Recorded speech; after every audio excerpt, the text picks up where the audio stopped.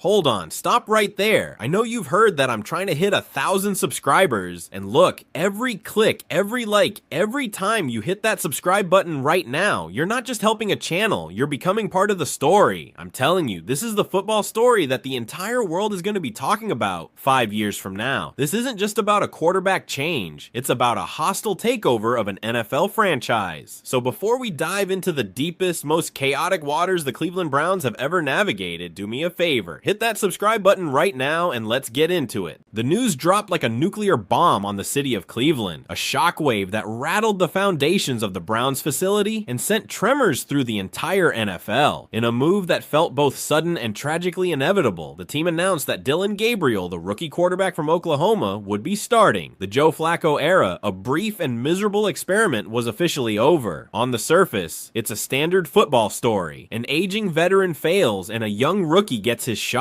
But if you believe this is about Dillon Gabriel, you haven't been paying attention. This isn't a depth chart move. It's a declaration of war. A war between a desperate owner and a stubborn coach. A war for the soul of a franchise. And at the center of the storm, standing silently on the sideline, is the most famous third-string quarterback in the history of professional sports, Shedeur Sanders. Dillon Gabriel is a pawn in a much bigger game.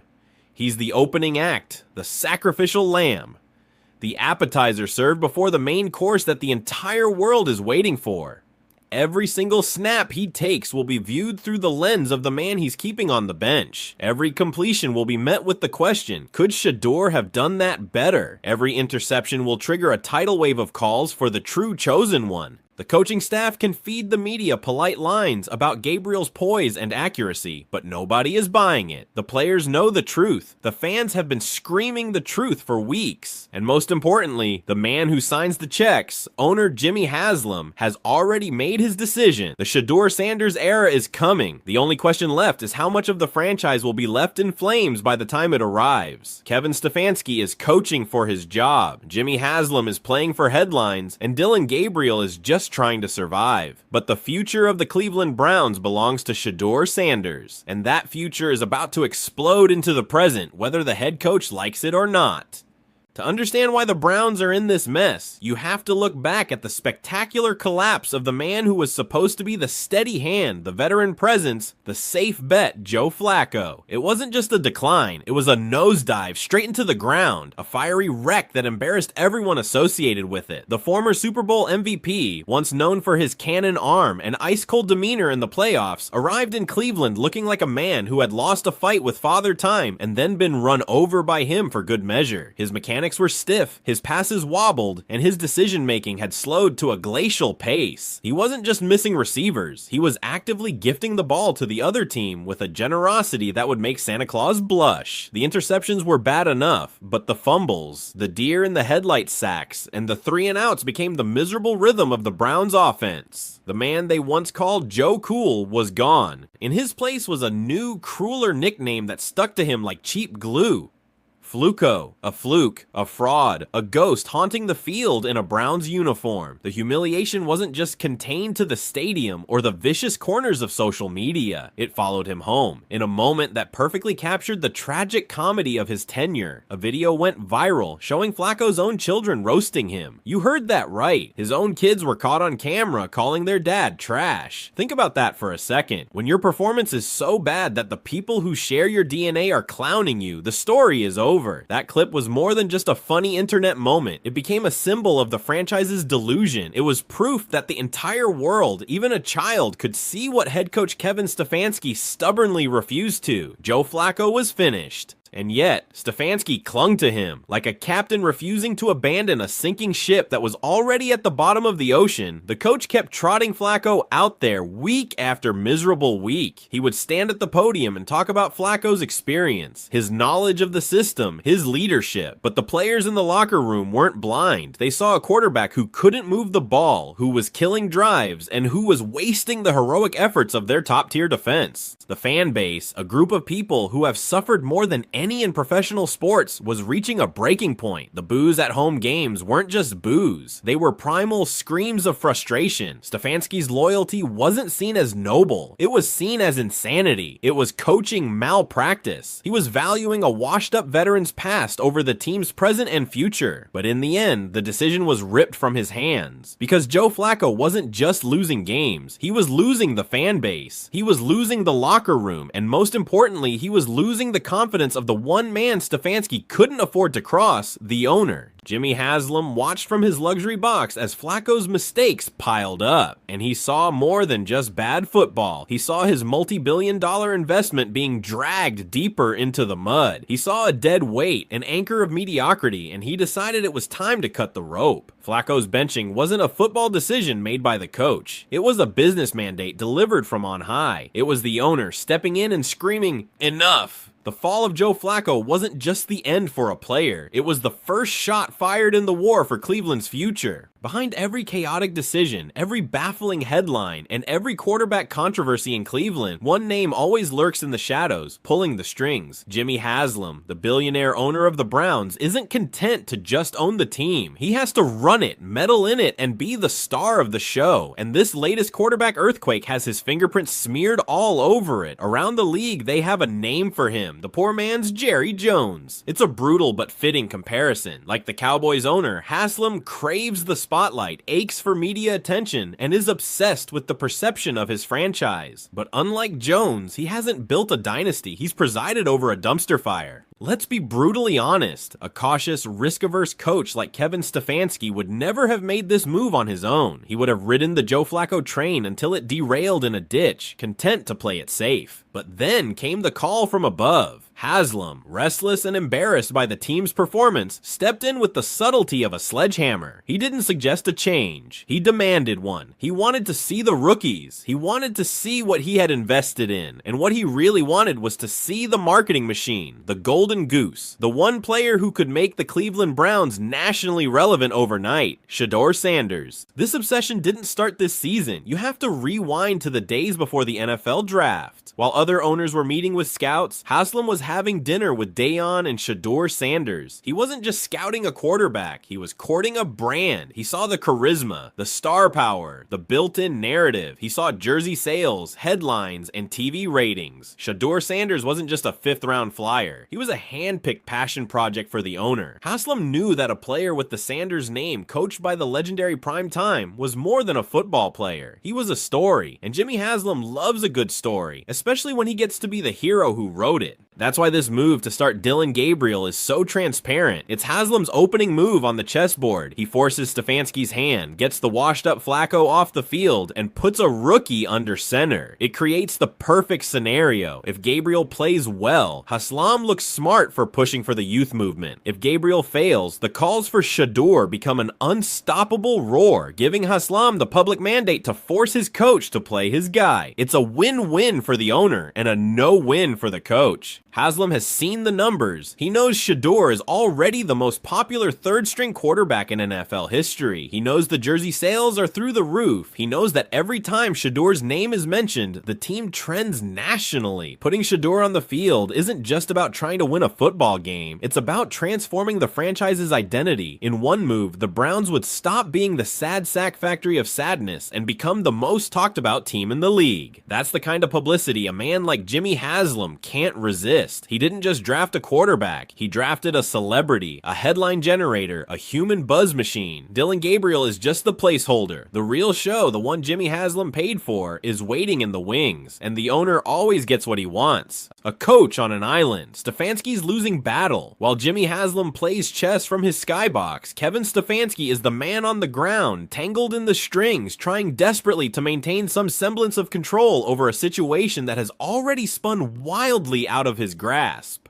And make no mistake about it, the Browns' two-time Coach of the Year wants absolutely nothing to do with Shedeur Sanders. This isn't just a football preference. It feels personal. It feels like a fight for his own authority. From the very second Shedeur's name was announced on draft day, whispers began leaking out of the Browns facility in Berea. Stefanski never signed off on the pick. He was blindsided. He wanted a reliable, low-maintenance backup, not a celebrity rookie with a camera crew seemingly attached to his hip and a Hall of Fame father ready to critique every move on a podcast. In Stefanski's world, a world of structured plays and controlled messaging, Shedeur Sanders represents the ultimate chaos. He is a media circus in cleats, an unproven talent with a spotlight brighter than his resume, and a constant walking reminder of the owner's meddling. He isn't a player to Stefanski, he's a project forced upon him, a direct challenge to his command of the team. His public comments have done nothing but pour gasoline on the fire. When asked this week what Gabriel's promotion meant for Shedeur, Stefanski's response was ice cold. "That's not my concern right now," he snapped. To the fans, it sounded arrogant and dismissive. To the players in the locker room, it sounded like a personal shot. But to anyone who understands the power dynamics of the NFL, it revealed the ugly truth. Stefanski doesn't see Shedeur as part of his plan for success. He sees him as Jimmy Haslam's shiny new toy, and he refuses to play with it. But here's the beautiful, brutal irony. Stefanski's own stubbornness is what's digging his own grave. Just a few weeks ago, he was being praised after orchestrating a stunning upset over the Dallas Cowboys, a victory achieved with the supposedly finished Joe Flacco. That should have been his moment, a testament to his coaching prowess. But what did he do? He stuck with Flacco, riding his loyalty right into a nationally televised humiliation against the Detroit Lions. The team didn't just lose, they were blown out, embarrassed, and exposed. After that disaster, his seat went from warm to scorching hot. Now he's a man running out of time and excuses. He's a coach who has lost the trust of his owner and is rapidly losing the faith of his fan base. Every time he pushes back against the idea of playing Shedeur, he looks less like a principled coach and more like a desperate man terrified of losing control. In a league where locker rooms can smell weakness and turn on a coach in a heartbeat, stubbornly ignoring the young star everyone is clamoring for isn't just a bad strategy, it's professional suicide. The cruelest twist of all is that the one player Stefanski seems to resent, the one player he never wanted, might be the only one who can save his job. But his pride, his ego may not let him see it until it's far too late. Forget the owner's suite. Forget the head coach's office. The most powerful place in any football organization is the locker room. And in Cleveland, the verdict is already in. The players have made their choice, and his name is Shedeur Sanders. You can't fake chemistry, you can't coach energy, and you certainly can't manufacture belief. The Browns locker room has a genuine electric belief in Shedeur, and it's been obvious since the first day of training camp. Every time he stepped onto the field in the preseason, the entire atmosphere changed. It was palpable. A perfectly timed dart to the sideline, and you'd see star receiver Jerry Jeudy literally jumping out of his cleats on the sideline. A crisp throw over the middle, and tight end David Njoku would be grinning from ear to ear, patting Shedeur on the helmet like a proud big brother. The entire bench would be on its feet, buzzing with an excitement that was noticeably absent when anyone else was under center. These weren't the polite, forced claps you give a teammate out of professional courtesy. This was real, spontaneous joy. It was the look of a team that sees the guy. But the ultimate stamp of approval, the one that matters more than any other, came from the undisputed king of the Browns locker room, Myles Garrett. The defensive player of the year is a titan, a man known for his stone-faced intensity and businesslike approach. Garrett has seen a parade of mediocre quarterbacks come and go during his time in Cleveland. He rarely cracks a smile. Yet on the sideline during preseason games, cameras caught him laughing, joking, and fist-bumping with Shedeur. That's not normal. That is a signal to the entire organization. When the heart and soul of your defense, a man who carries the weight of the franchise on his shoulders, openly embraces a rookie third stringer, it's over. The choice has been made. Now, compare that to the vibe around Dillon Gabriel. His teammates respect him. They say the right things. He gets a professional pat on the back, a quiet nod. It's the polite respect you give a colleague. But Shedeur, he doesn't just get respect, he inspires passion. He lights up the room. He makes seasoned veterans feel like kids again, excited about what's possible. In the cutthroat world of the NFL, that kind of infectious energy is gold. It's the invisible force that can turn a good team into a great one. The stories from behind the scenes only reinforce what we see on the sidelines. Shedeur at the lunch table, cracking jokes with the offensive linemen. Shedeur after practice, pulling rookie receivers aside to work on timing, coaching them up like he's already a 10-year veteran. Players don't just respect him, they gravitate toward him. He has an aura, a natural leadership that a depth chart can't define and a coach can't suppress. This is the reality Kevin Stefanski seems incapable of grasping. He's looking at spreadsheets and experience levels, but he's missing the human element. The heart of his team is already beating to the rhythm of a different quarterback. Politics can put Dillon Gabriel on the field for a week or two, but the locker room has already crowned its king. And when you ignore the will of the 53 men you're supposed to be leading, you're not just creating tension, you're inviting a mutiny. In Cleveland, that mutiny is brewing, and it's all in favor of Shedeur Sanders. There's a very simple reason why Jimmy Haslam was willing to overrule his entire football operations department to draft Shedeur Sanders. And it has as much to do with spreadsheets as it does with spiral throws. Shedeur isn't just a football player, he is a commercial enterprise, a one-man marketing hurricane, and that hurricane is already making landfall in Cleveland. The business of Shedeur Sanders is a phenomenon, and it's creating a level of pressure that no coach can withstand forever. Let this sink in. Shedeur Sanders has never started a single regular season NFL game. He is on paper the third-string quarterback.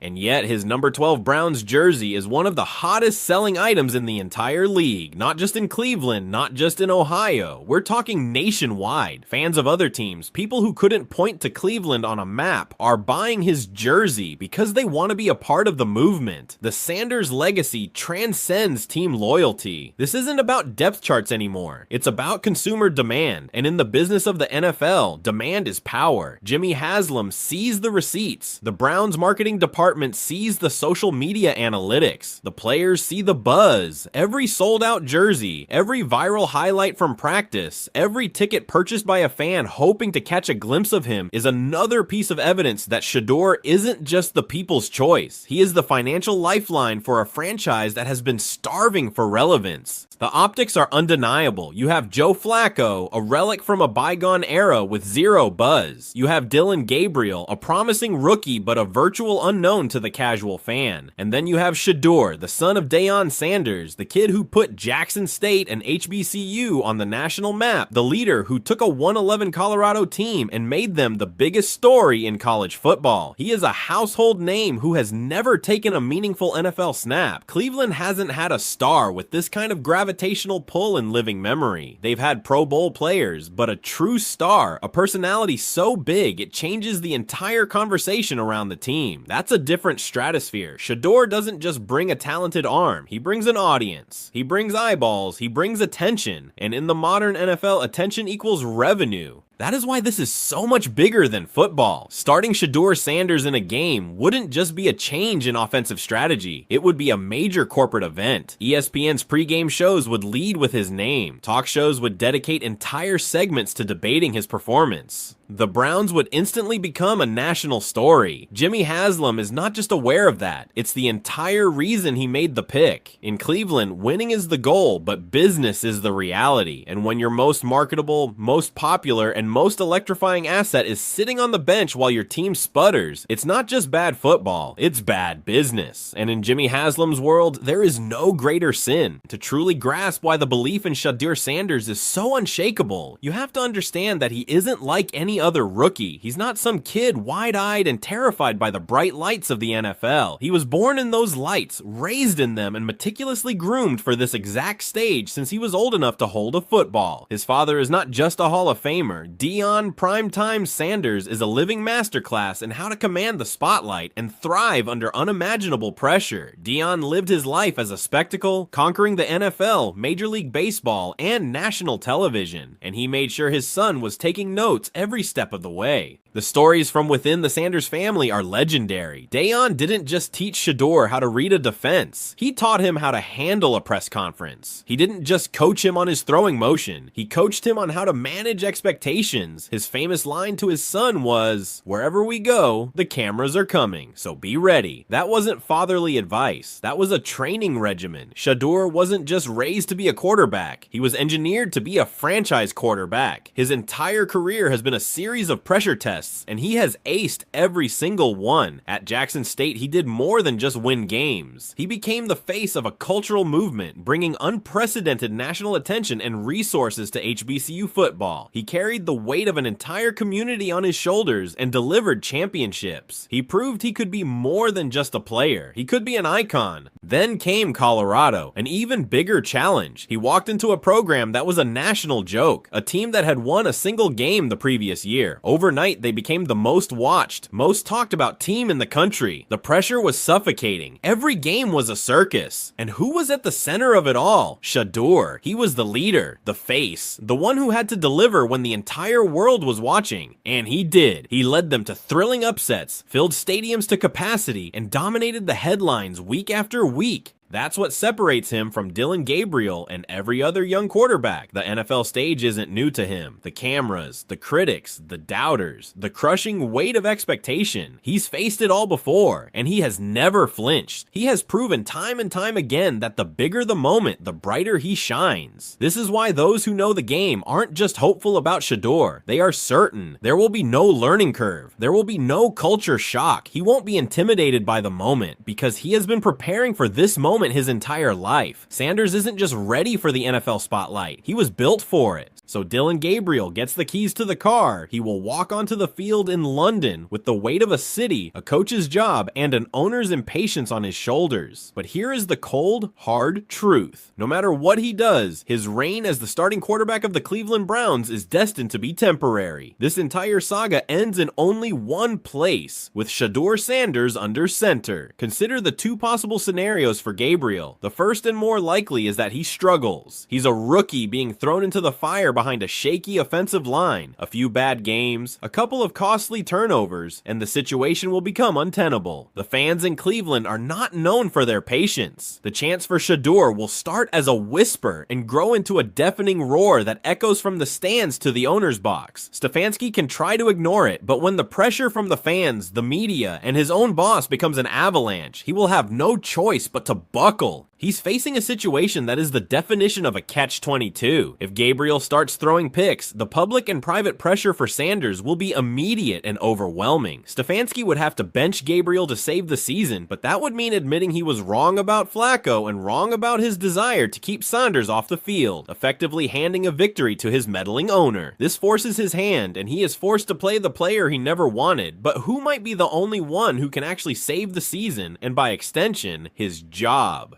But let's play out the less likely, more intriguing scenario. What if Dillon Gabriel plays well? What if he puts together a couple of clean, competent, winning games? Doesn't that buy Stefanski time? Doesn't that justify his decision to go with Gabriel over the third-string phenom? The answer is a definitive no. In fact, a couple of good games from Gabriel might just be the most dangerous outcome for Stefanski. Here's why. First, it would only temporarily delay the inevitable. The marketing buzz, the jersey sales, the national attention, those forces don't diminish just because Gabriel is playing respectably. If anything, the buzz around the backup will only grow. The conversation won't be, wow, Gabriel is great. It will be, if this guy is doing this well, imagine what Shedeur could do. The standard for a good story will have been set, and the world will demand the spectacular one. Second, if Gabriel plays well enough to win, let's say he takes the Browns to a 6-3 record and they are firmly in the playoff hunt. That's when the ownership meddling reaches its peak. Jimmy Haslam didn't draft Shedeur Sanders to be a backup. He drafted him to be a superstar and a cash cow. If the team is winning, the stakes get higher, not lower. Haslam will look at the playoff picture and think, a competent game manager will get us to the dance, but a star, a phenomenon, can win us the whole damn thing and sell $1 billion in merchandise along the way.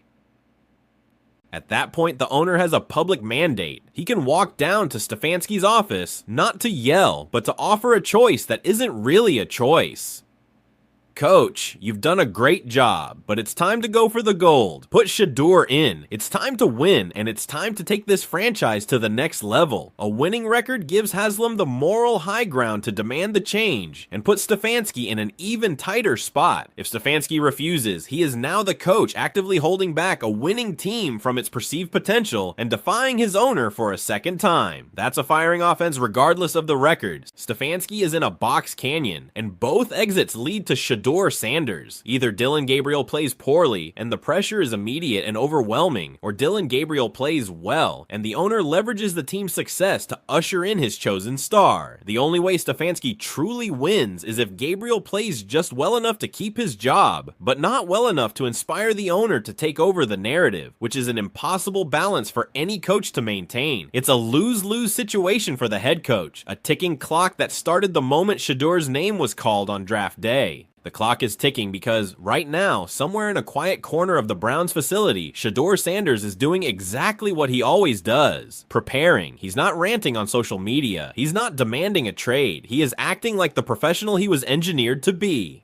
Every day on the scout team, he's throwing passes against the best defense in the league, learning their tells, improving his craft, and building an undeniable bond with the players who are begging for him to be put under center. His quiet professionalism is the most dangerous weapon in this entire saga. It takes away every excuse Stefanski has. The coach can't say he's a distraction because the players love him. The coach can't say he's not working hard because his work ethic is legendary. The coach can't say he's too raw because he's played and thrived on the biggest stages in college football. He's waiting, he's ready, and every time he sends a laser beam spiral into the hands of a receiver during a walkthrough, every time the defense groans because he made a perfect read against their complicated coverage, the legend grows. The locker room knows, the front office knows, the owner knows, and the city of Cleveland, a place that has been waiting its entire life for a true sports savior, is about to get the one they didn't ask for, the one the coach didn't want, but the one they absolutely need.